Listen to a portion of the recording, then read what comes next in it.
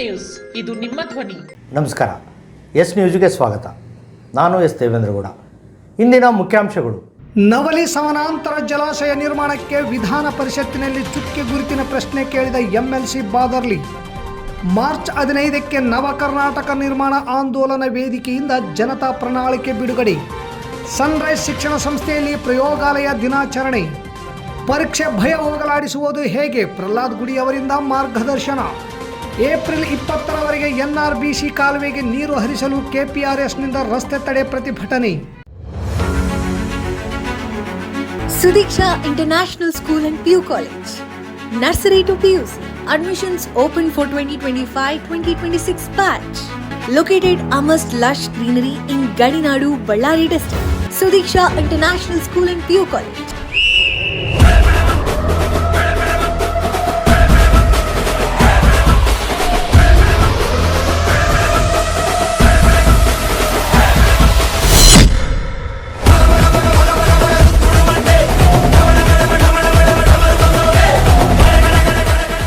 Clean, safe and secure campus.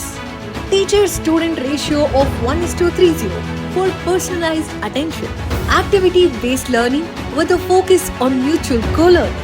Comprehensive personality development programs. Well-equipped training facilities for skating, horse riding and swimming. Academic excellence. Smart classrooms. Well-equipped library. Dedicated science laboratories. Physics, chemistry, biology and computer labs. Olympiad and foundation classes for competitive exam preparation. Residential facilities. Separate, spacious and secure hostels for boys and girls.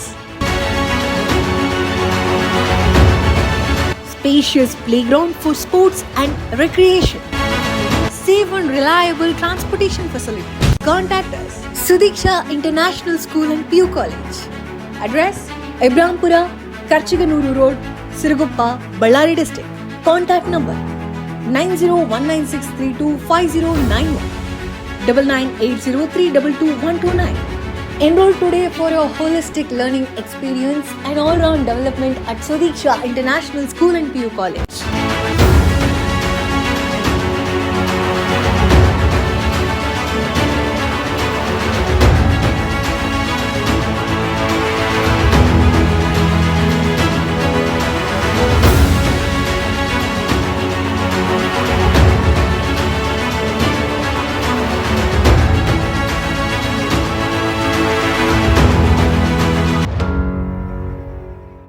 ವಾರ್ತೆಗಳ ವಿವರ. ಇಂದು ನಡೆದ ವಿಧಾನ ಪರಿಷತ್ತಿನ ಅಧಿವೇಶನದಲ್ಲಿ 754ನೇ ಚುಕ್ಕೆ ಗುರುತಿನ ಪ್ರಶ್ನೆಯನ್ನು ಮಾನ್ಯ ಜಲಸಂಪನ್ಮೂಲ ಸಚಿವರಿಗೆ ಪ್ರಶ್ನೆ ಕೇಳಿದ ವಿಧಾನ ಪರಿಷತ್ ಸದಸ್ಯ ಬಸನಗೌಡ ಬಾದರ್ಲಿ ಅವರು ನವಲಿ ಸಮಾನಾಂತರ ಜಲಾಶಯ ನಿರ್ಮಾಣಕ್ಕೆ ಹಣ ಒದಗಿಸಲು ಮನವಿ ಮಾಡಿದರು. ಇದಕ್ಕೆ ಸಚಿವರು ಉತ್ತರ ನೀಡಿದರು. ತುಂಗಭದ್ರಾ ಜಲಾಶಯದ ನೀರಿನಿಂದ ಕೃಷಿಯನ್ನು ನಂಬಿ ಬದುಕುತ್ತಿರುವ ರೈತರು 132 TMC ನೀರು ಸಾಮರ್ಥ್ಯ ಇರುವ ನದಿಯಿಂದ 32 TMC ಹೂಳು ತುಂಬಿದೆ. ಇದರಿಂದ ನಮ್ಮ ಭಾಗದ 2ನೇ ಬೆಳೆಗೆ ನೀರಿನ ಕೊರತೆ ಆಗುತ್ತಿರುತ್ತದೆ. ತುಂಗಭದ್ರಾ ಜಲಾಶಯದ ನೀರು ರೈತರಿಗೆ, ಜನರಿಗೆ, ಜಾನುವಾರುಗಳಿಗೆ ಸಮರ್ಪಕವಾಗಿ ಸದ್ಬಳಕೆಯಾಗದೆ ಅಲ್ಲಿನ ಹೆಚ್ಚಿನ ಕಾರ್ಖಾನೆಗೆ ನೀರು ಬಳಕೆಯಾಗಿ ನೀರು ಕಲುಷಿತಗೊಂಡು ಅನೇಕ ಸಾಂಕ್ರಾಮಿಕ ರೋಗಗಳು ಉಂಟಾಗಿ ಕಾಯಿಲೆಗಳು ಬರುತ್ತಿವೆ. ಆದ್ದರಿಂದ ತುಂಗಭದ್ರಾ ಜಲಾಶಯವನ್ನು ರಕ್ಷಿಸುವ ಸಲುವಾಗಿ ಹಾಗೂ ತುಂಗಭದ್ರಾ ಜಲಾಶಯದ ಪರ್ಯಾಯವಾಗಿ ನವಲಿ ಸಮಾನಾಂತರ ಜಲಾಶಯ ನಿರ್ಮಿಸಲು ಉಪಮುಖ್ಯಮಂತ್ರಿಗಳ ಗಮನ ಸೆಳೆಯುವ ಚುಕ್ಕೆ ಗುರುತಿನ ಪ್ರಶ್ನೆಯನ್ನು ವಿಧಾನ ಪರಿಷತ್ ಸದಸ್ಯರಾದ ಬಸನಗೌಡ ಬಾದರ್ಲಿಯವರು ಕೇಳಿದರು. ಅದಕ್ಕೆ ಸಚಿವರು ಉತ್ತರಿಸಿ, 2 ರಾಜ್ಯದವರು ಕುಳಿತು ಮಾತನಾಡಿ ಸಮಸ್ಯೆಗೆ ಪರಿಹಾರ ಕಂಡುಕೊಳ್ಳಲು ಖುದ್ದಾಗಿ ನಾನೇ ಪ್ರಯತ್ನ ಮಾಡುವುದಾಗಿ ತಿಳಿಸಿದರು. ಸಭಾಪತಿಗಳೇ ಉತ್ತರವನ್ನು ಒದಗಿಸಿದ್ದಾರೆ. ಆದರೆ ಈ ಭಾಗದ ನಮ್ಮ 3 ಜಿಲ್ಲೆಯ ಇವತ್ತೇನು ಜೀವನಾಡಿ, ಇವತ್ತು ರೈತರ ಜೀವನಾಡಿಯಾಗಿದೆ. ಈ ಭಾಗದಲ್ಲಿ ಇವತ್ತು ನಾವು ಕೃಷಿಯನ್ನೇ ನಂಬಿ ಬದುಕತಕ್ಕಂಥ ರೈತರು ಇವತ್ತು ಆ ಭಾಗದಲ್ಲಿ ಸುಮಾರು ಇವತ್ತು 132 TMC ಇರ್ತಕ್ಕಂಥ ತುಂಗಭದ್ರಾ ನದಿ ಇವತ್ತು 32 TMC ಹೂಳು ತುಂಬಿದೆ. ಇಂಥ ಸಂದರ್ಭದಲ್ಲಿ ಇವತ್ತು ಸುಮಾರು 200ಕ್ಕೂ ಹೆಚ್ಚು ಫ್ಯಾಕ್ಟ್ರಿಗಳು ಆ ಭಾಗದಲ್ಲಿ ಇದೆ, ಆ ನದಿ ಸುತ್ತದಲ್ಲಿ. ಅದರಲ್ಲಿ ವಿಶೇಷವಾಗಿ ಇವತ್ತು ಕುಡಿಲಿಕ್ಕೆ ನೀರುಗಳು ವಿಷಕಾರಿ ಆಗ್ತಾ ಇದೆ. ಅಂಥ ಸಂದರ್ಭದಲ್ಲಿ ಇವತ್ತು ಮಾನ್ಯ ಉಪಮುಖ್ಯಮಂತ್ರಿಗಳು ಏನು ಕ್ರಶ್ ಗೇಟ್ ಹೊಡೆದಂಥ ಸಂದರ್ಭದಲ್ಲಿ ಇವತ್ತು ಸುಮಾರು 35,000ಕ್ಕೂ ಹೆಚ್ಚು ಕ್ಯೂಸೆಕ್ಸ್ ನೀರು ಹರಿದು ಹೋಗ್ತಾ ಇತ್ತು. ಅಂಥ ಸಂದರ್ಭದಲ್ಲಿ ಇವತ್ತು ರೈತರ ಪಾಲಿಗೆ, ಅವತ್ತಿನ ಪಾಲಿಗೆ ದೇವರಾಗಿ ಬಂದು ಇವತ್ತು ರೈತರನ್ನು ರಕ್ಷಿಸುವಂಥ ಕೆಲಸ ಮಾಡಿದ್ದಾರೆ. ಅದೇ ರೀತಿಯಲ್ಲಿ ಇವತ್ತು ನಮ್ಮ ಭಾಗದ ರೈತರ ಇವತ್ತು ಏನು ನಾವು ಎರಡನೇ ಬೆಳೆ ಬೆಳಿಬೇಕಂದ್ರೂ ಕಷ್ಟ ಇದೆ. ಅಂಥ ಸಂದರ್ಭದಲ್ಲಿ ಇವತ್ತು ನವಲಿ ಜಲಾಶಯ ಭಾಳ ಅವಶ್ಯಕತೆಯಾಗಿದೆ. ಕೂಡಲೇ ಇವತ್ತು ಏನು ಕಳೆದ ಬಜೆಟ್ನಲ್ಲಿ ಏನು ನಮ್ಮ ರೈತರು ಭಾಳ ನಿರೀಕ್ಷೆ ಮಾಡಿದರು ಇವತ್ತು ಸರ್ಕಾರದ ಮೇಲೆ, ಇವತ್ತು ಏನು ಈ ಬಜೆಟ್ನಲ್ಲಿ ಏನಾದರೂ ನವಲಿ ಜಲಾಶಯಕ್ಕೆ ಏನಾದರೂ ದುಡ್ಡು ಇಡ್ತಾರೆ ಅಂತೇಳಿ ಭರವಸೆ ಇಟ್ಟಿದ್ರು. ಅಂಥ ಸಂದರ್ಭದಲ್ಲಿ ಇವತ್ತು ರಾಜ್ಯದ ಮಾನ್ಯ ಮುಖ್ಯಮಂತ್ರಿ, ಉಪಮುಖ್ಯಮಂತ್ರಿಗಳಿಗೆ ಕೇಳಲಿಕ್ಕೆ ಬಯಸ್ತೇನೆ ನಮ್ಮ ನಾಯಕರಲ್ಲಿ, ಇವತ್ತು ಏನು ರಾಜ್ಯದ ತೆಲಂಗಾಣ ಮುಖ್ಯಮಂತ್ರಿ ಮತ್ತು ಆಂಧ್ರದ ಮುಖ್ಯಮಂತ್ರಿಗಳ ಜೊತೆ ಶೀಘ್ರ ಸಭೆ ಮಾಡಿ, ತಾವುಗಳು ಎಲ್ಲ 2-3 ಜಿಲ್ಲೆಯ ನಾಯಕರ ಸಭೆ ಮಾಡಿ ಕೂಡಲೇ ಪಕ್ಷಾತೀತವಾಗಿ ನಾಯಕರ ಸಭೆ ಮಾಡಿ ಕೂಡಲೇ ಅದನ್ನು ನವಲಿ ಜಲಾಶಯನ ಇವತ್ತು ತರಬೇಕಂತೇಳಿ ಅಧ್ಯಕ್ಷ ಭಾಳ ಪ್ರಮುಖವಾದಂಥ ಪ್ರಶ್ನೆ ಹಾಕಿದ್ದಾರೆ. ಇಡೀ ನಮ್ಮ ರಾಯಚೂರು, ಕೊಪ್ಪಳ, ಬಳ್ಳಾರಿ ಜಿಲ್ಲೆ, ರಾಯಚೂರು ಸಂಬಂಧಪಟ್ಟಂಥ ಒಂದು ಇದು ಇಲ್ಲ ಅಧ್ಯಕ್ಷ. ಏನಾಗಿದೆ, ಈ ತುಂಗಭದ್ರಾ ನದಿಗೆ ಜಲಾಶಯದಲ್ಲಿ ಸುಮಾರು 330ಕ್ಕೂ 25-30 TMC ನೀರು ತುಂಬಲಿಕ್ಕೆ ಕಷ್ಟ ಆಗಿ ತುಂಬ್ಕೊಬಿಟ್ಟಿದೆ. ಹಿಂದೆ ಎಲ್ಲ ಸರ್ಕಾರಗಳು ಅದನ್ನು ಯಾವ ರೀತಿ ಎತ್ಬೋದು, ಏನಾದರೂ ಸಾಧ್ಯನಾ ಅಂತೇಳಿ ಒಂದು ಪ್ರಯೋಗ ಎಲ್ಲ ಮಾಡಿದ್ದಾರೆ. ಸೊ ನನಗೆ ನನ್ನ ರಿಪೋರ್ಟ್ಸು ಅಧ್ಯಕ್ಷೆ, ಇದು ಎಲ್ಲ ರೈತರಿಗೆ ತನಿಖೆ ಅಂತೂ ಆಗಿದೆ, ಟೆಕ್ನಿಕಲ್ ರಿಪೋರ್ಟ್ಸ್ ಆಗಿದೆ. ಅದು ಬೋರ್ಡು ತಮಿಳುನಾಡು, ಇದು ಆಂಧ್ರ, ತೆಲಂಗಾಣ, ಕರ್ನಾಟಕ 3 ಜನ ಸೇರಿ ಬೋರ್ಡ್ ಇದೆ. ನಾವು ಮಾಡಿದ್ದೀವಿ, ಅವರು ಮಾಡಿದ್ದಾರೆ. ಈ ಊಳನ್ನ ತೆಗೆದು ಎಲ್ಲಿ ಹೂಳಾಕೋದು, 30 TMC ನೀರಿಂದು ಎಲ್ಲಿ ಹಾಕೋದು, ಇದು ಒಂದು ದೊಡ್ಡ ಸಂದರ್ಭ. ಅದರ ಎಕನಾಮಿಕ್ಸು ವರ್ಕೌಟ್ ಆಗೋದಿಲ್ಲ ಅನ್ನೋದು ಒಂದು ಬಂದಿದೆ. ನಾವು ಲಾಸ್ಟ್ ಟೈಮ್ ಬಜೆಟಲ್ಲೂ ಕೂಡ ಇದನ್ನು ನವಿಲಿ ಬಗ್ಗೆ ಮಾಡ್ತೀವಿ ಅಂತೇಳಿ ಒಂದು ಪ್ರಸ್ತಾವನೆಯನ್ನು ಕೊಟ್ಟಿದ್ದು. ಅದು ಒಂದು ತನಿಖೆ ಮಾಡಿದೆ. ಇಡೀ ಕೊಪ್ಪಳದಲ್ಲಿ ಸುಮಾರು ಅದೆಷ್ಟೋ 1,000 ಎಕರೆ, 15,000 ಎಕರೆ ಜಮೀನನ್ನು ಹೊಸದಾಗಿ ಅಕ್ವಿಷನ್ ಮಾಡಿ ಮಾಡಬೇಕಾಗ್ತದೆ. ಅದೆಲ್ಲ ಒಂದು DPR ಕೂಡ ನಾವು ರೆಡಿ ಮಾಡಿದ್ದೀವಿ. ಈ ಪ್ರಪೋಸಲ್ನ ತುಂಗಭದ್ರಾ ಡ್ಯಾಮ್ ಬೋರ್ಡ್ಗೂ ಕಳಿಸಿದ್ದೀವಿ, 3 ಸ್ಟೇಟ್ಗೂ ಕಳಿಸ್ಕೊಟ್ಟಿದ್ದೀವಿ. ಇದಾದ ಮೇಲೆ ಏನಾಗಿದೆ, ಇನ್ನೊಂದು ಪ್ರಪೋಸಲು ಕೆಲವು ಟೆಕ್ನಿಕಲ್ ಟೀಮ್ ಬಂದಿದೆ. ಮೊನ್ನೆ ಅವ್ರು ಹೇಳ್ದಂಗೆ ಬಸವನಗೌಡ ಆದಾಗೆ ಒಂದು ಇದನ್ನ ಓಪನ್ ಆಗ್ಬಿಟ್ಟಿತ್ತು ಗೇಟು. ತಕ್ಷಣ ನಾವೇನೋ ಎಲ್ಲ ಕಾಂಟ್ಯಾಕ್ಟ್ ಮಾಡಿ, ನಾನು ಇಮಿಡಿಯೇಟ್ ನೆಕ್ಸ್ಟ್ ಡೇನೆ ಹೋಗಿ ಆಫೀಸರ್ಸ್ ಎಲ್ಲ ಕರೆಸಿ ಮಾಡಿ, ಕನ್ನಯ್ಯ ನಾಯ್ಡು ಅಂತ ಒಬ್ರು ಇದ್ರು, ಅವ್ರನ್ನ ಕರೆಸಿಸಿ ಅವರು ಒಂದು ಮಾಡಿ, ನಾನು JSWಗೆ ಮಾತಾಡಿ, ಅದ್ಯಾವುದೋ ಇನ್ನೊಂದು ಸ್ಟೀಲ್ ಕಂಪ್ನಿಗೆ ಮಾತಾಡಿ 3-4 ಮಾಡಿ, ಪಾಪ ಒಂದು ವಾರಕ್ಕೇನೆ ಅವರು ಗೇಟ್ನ ಮಾಡಿಕೊಟ್ಬಿಟ್ಟು ಕೊನೆಗೆ ಆ ನೀರನ್ನ ನಿಲ್ಲಿಸೋ. ನನಗೆ ಇದು ಇಂಪಾಸಿಬಲ್ ಅನ್ನೋದನ್ನ ಅದೇನೋ ಒಂದು ಅವರ ರೈತರ ಒಂದು ಭಾವನೆ. ಅವ್ರು ನಾನು ಹೋಯ್ತು ಅಂದ್ಕೊಂಡಿದ್ದೆ. ಆ ಡ್ಯಾಮು ಅಳ್ಳಾಡ್ತಿತ್ತು ನಾನು ಹೋದಾಗ, ಆ ಪರಿಸ್ಥಿತಿ ಇತ್ತು. ಏನಾಗ್ತದೋ ಅಂತ ನಮಗೂ ಭಯ ಆಗ್ತಿತ್ತು. ಈಗ ನೆಕ್ಸ್ಟ್ ಏನಾಗಿದೆ ಅಂತಂದರೆ ಅಧ್ಯಕ್ಷೆ, ಇದು ಒಂದು ಆ ಪ್ರಪೋಸಲ್ ಇದೆ. ಎರಡನೇ ಪ್ರಪೋಸಲ್ ಒಂದು ಈಗ ನಮ್ಮ ಆಫೀಸರ್ಸು ಒಂದು ಕೊಟ್ಟಿದ್ದಾರೆ. ಡ್ಯಾಮ್ ಇಲ್ಲದೆ ಮಾಡೋಕ್ಕೆ ಸಾಧ್ಯನಾ ಅನ್ನೋದು ಒಂದು ಬೇರೆ ಥರ ನೀರನ್ನು ಉಪಯೋಗಿಸ್ಕೊಳ್ಳಿಕ್ಕೆ ಮಾಡಿದ್ದಾರೆ. ನಾನು ಆಂಧ್ರ ಚೀಫ್ ಮಿನಿಸ್ಟರ್ ಹತ್ರ ಮಾತಾಡಿದೆ. ನನಗೊಂದು ಟೈಮ್ ಕೊಡಿ, ಲೆಟ್ರು ಬರೆದಿದ್ದೀನಿ, ಅವ್ರಿಗೆ ರಿಕ್ವೆಸ್ಟು ಮಾಡಿದ್ದೀನಿ. ತೆಲಂಗಾಣ CM ಹತ್ರ ಮಾತಾಡಿದ್ದೀನಿ. ನಮ್ಮ ತೆಲಂಗಾಣ ಉತ್ತಮ್ ರೆಡ್ಡಿ ಅವರು ಮಾತಾಡಿದ್ವಿ. ನಾವು ರಾಜಸ್ಥಾನದಲ್ಲಿ ನಮ್ಮ ಸೆಂಟ್ರಲ್ ಯೂನಿಯನ್ ಮಿನಿಸ್ಟ್ರು ಒಂದು ಮೀಟಿಂಗ್ ಕರೆದಿದ್ರು. ಅಲ್ಲಿ ನಾನು, ಆಂಧ್ರ ಮಿನಿಸ್ಟ್ರು, ತೆಲಂಗಾಣ ಮಿನಿಸ್ಟ್ರು 3 ಜನನೂ ಸೇರಿ ಒಂದು ಮೀಟಿಂಗ್ ಮಾಡಿದೋ. ಅದು ಮಾಡಿ ಅವ್ರ ಎದುರುಗಡೆನೆ ನಾನು ಆ ಚೀಫ್ ಮಿನಿಸ್ಟ್ರಿಗೂ ಮಾತಾಡಿದ್ದೀನಿ. ನನಗೊಂದು ಟೈಮ್ ಕೊಡಿ, ನಾವು ಬಂದು ಒಂದು ಪ್ರೆಸೆಂಟೇಷನ್ ಇದೆ, ನಿಮ್ಮ ಹತ್ರ ಮಾತಾಡ್ತೀವಿ, ಆಮೇಲೆ ಬೋರ್ಡಿಗೆ ಸಬ್ಜೆಕ್ಟ್ ಏನ ಅಂತ ಹೇಳಿದೆ. ಅವರು ಅಲ್ಲಿ ಕಮ್ ಬ್ಯಾಕ್ ಅಂತ ಹೇಳಿದ್ದಾರೆ. ಸೊ ಅದಾದರೆ ಬಹುಶಃ 2 ಪ್ರಪೋಸಲು ಅವ್ರ ಮುಂದೆ ಇಟ್ಟಿರ್ತೀವಿ. ನಾವು ವಿ ಆರ್ ಕಮಿಟೆಡ್. ಇದು ಹೊಸ ಪ್ರಪೋಸಲ್ ಏನಪ್ಪ ಅಂತಂದರೆ ನೇರವಾಗಿ ಪಂಪ್ ಮಾಡಿ ಹಾಕೋಂಥ ಒಂದು ನೀರಂಥದ್ದು. ಅವ್ರಿಗೂ ಬೆನಿಫಿಟ್ ಇದೆ. 30% ಅವ್ರಿಗೆ ಬೆನಿಫಿಟ್ ಇದೆ, 70% ನಮಗೆ 75, 30, 65, 35 ಇದೆ. ಸೊ ಸರ್ಕಾರ ಇದ್ರ ಬಗ್ಗೆ ಭರವಸೆ ಮಾಡ್ತಾರೆ. ನನಗೆ ಇವರು ಆಂಧ್ರ ಚೀಫ್ ಮಿನಿಸ್ಟರ್ ಟೈಮ್ ಕೊಟ್ಟ ತಕ್ಷಣ ನಾನೇ ಅಲ್ಲಿಗೆ ಹೋಗ್ತೀನಿ. ನಾನೇ ಹೋಗಿ ಅವ್ರ ಹತ್ರ ಮಾತಾಡಿ ಇದ್ರ ಬಗ್ಗೆ ಕಾಳಜಿ ಇದೆ. ಬೋಸರಾಜ್ ಅವರು ಮತ್ತು ಬೇರೆ ಆ ಭಾಗದ ಶಾಸಕರೆಲ್ಲ ನನಗೆ ಬೆನ್ನತ್ತಿದ್ದಾರೆ.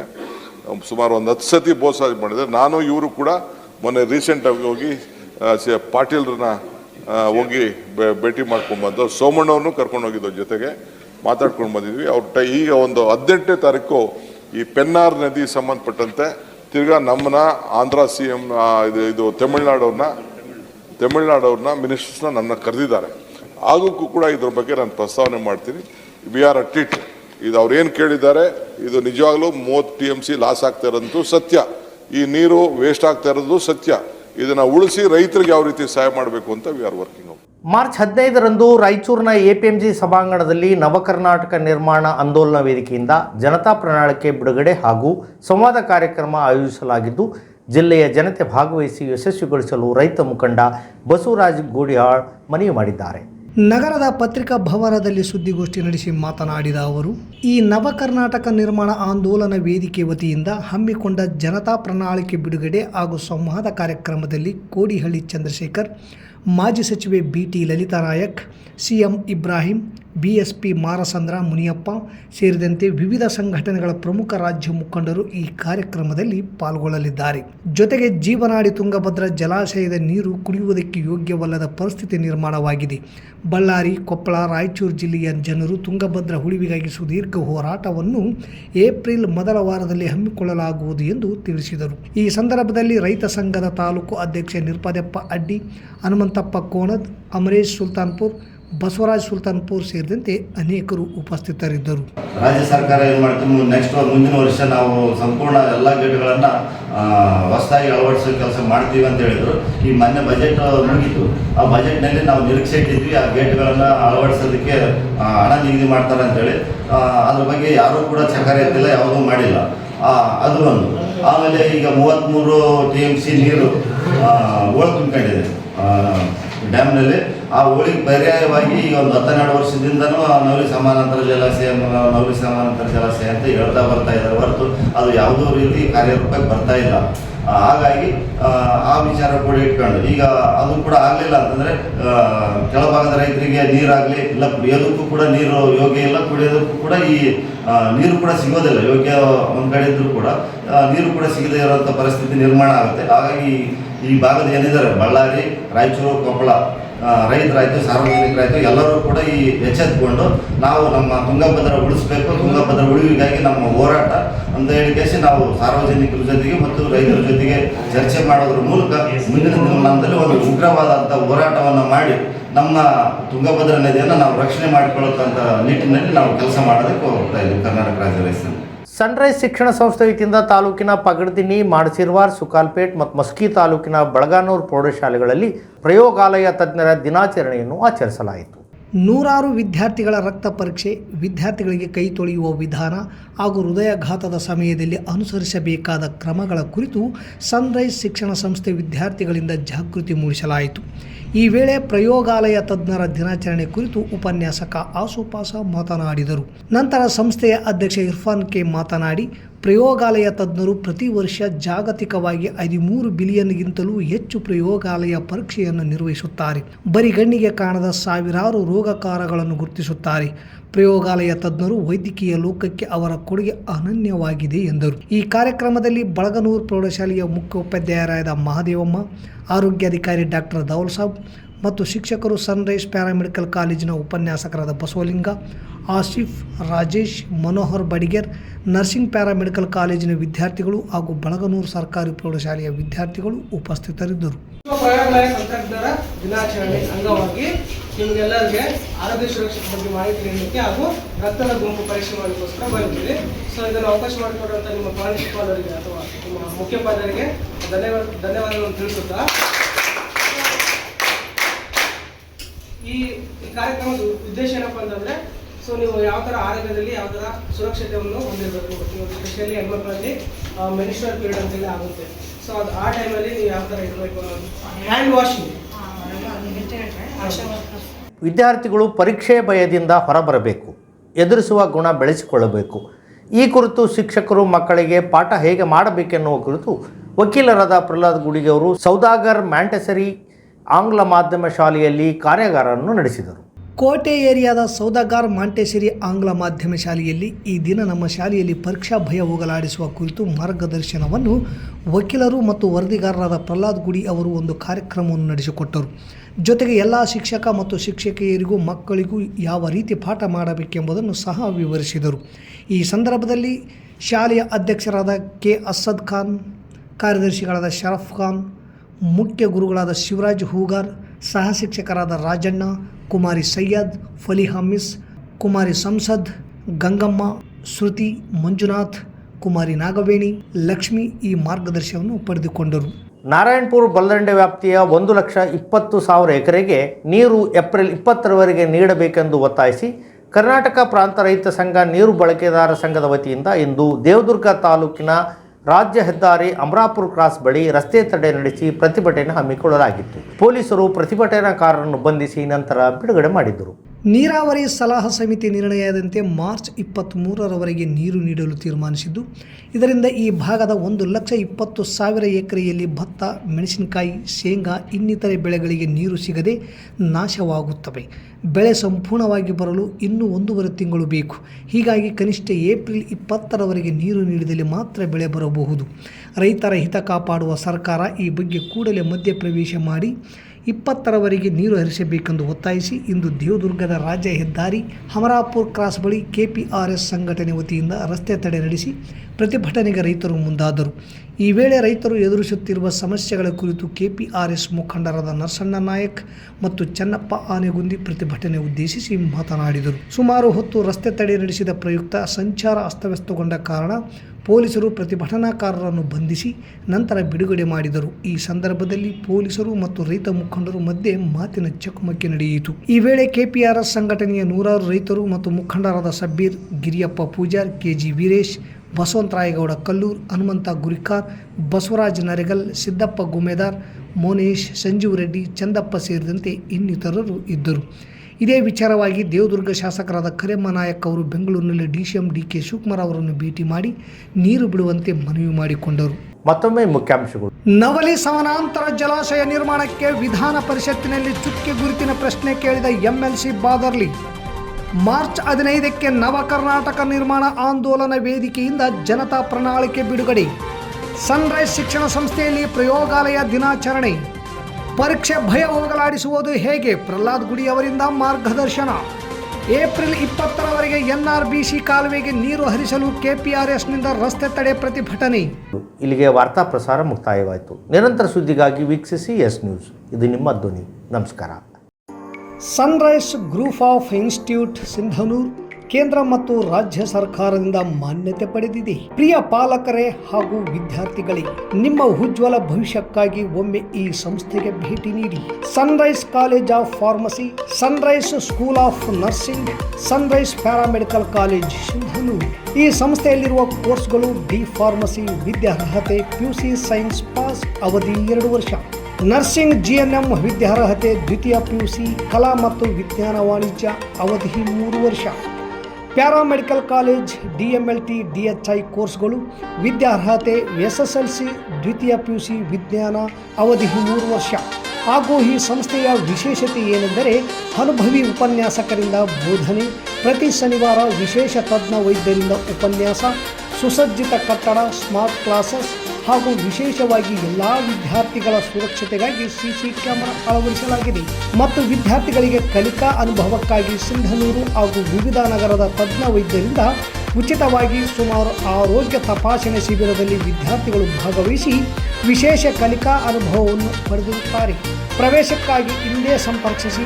ಇರ್ಫಾನ್ K ಅಧ್ಯಕ್ಷರು, sunrise group of D pharmacy, nursing GNM, paramedical DMLT ಹಾಗೂ DHI ಕಾಲೇಜ್ ಸಿಂಧನೂರು. ವಾಸವಿ ಕಲ್ಯಾಣ ಮಂಟಪದ ಮುಂಭಾಗ, PWD ಕ್ಯಾಂಪ್, ರಾಯಚೂರು ರಸ್ತೆ, ಸಿಂಧನೂರು. Phone number 8197143588, 8904242655, 9036731385.